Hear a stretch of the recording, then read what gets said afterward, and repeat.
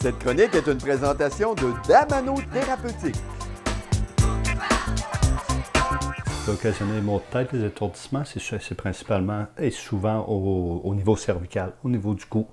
Soit le cou, la région cervicale en descendant vers le dos. Qu'est-ce qui arrive? Qu'est-ce qui va provoquer des maux de tête ou des étourdissements? C'est que si le système musculaire est spasmé, est contracté et engorgé, il peut être gonflé, il peut être enflé, il va mettre une pression sur les articulations, sur le système sanguin. La circulation va se faire moins bien. C'est ce qui peut amener des étourdissements à l'occasion.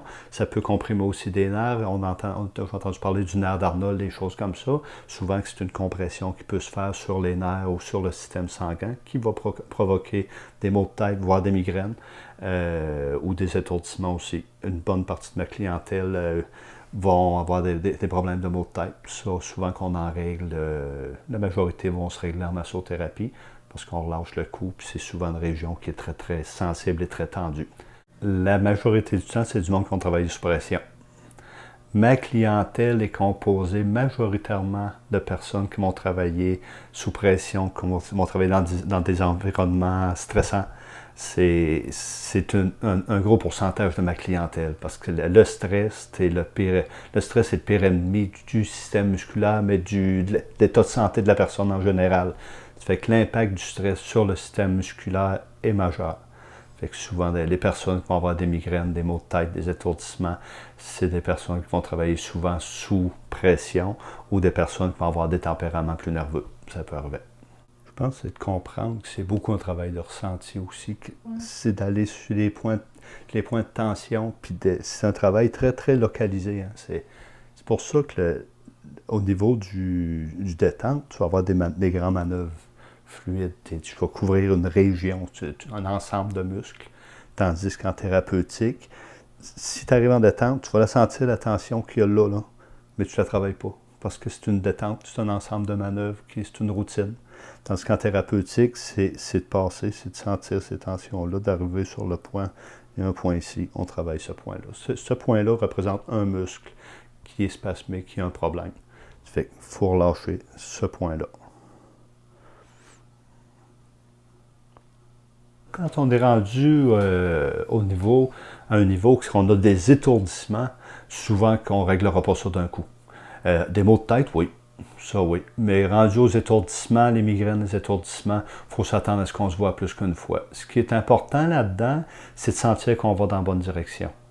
Il ne faut pas que ce soit ici ou ailleurs, il ne faut pas aller voir un thérapeute puis marcher avec des promesses de résultats. Il faut y aller avec des résultats.